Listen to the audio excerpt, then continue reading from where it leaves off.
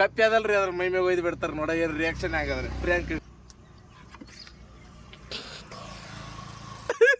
ಎಲ್ಲ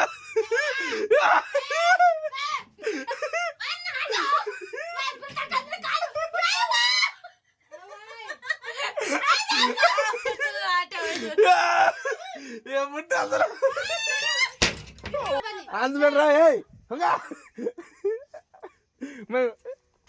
ಇದು ಅಂಜಲ್ಲ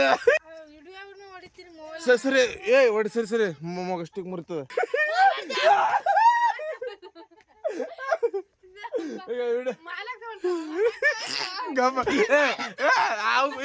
ಬಿಡ್ತ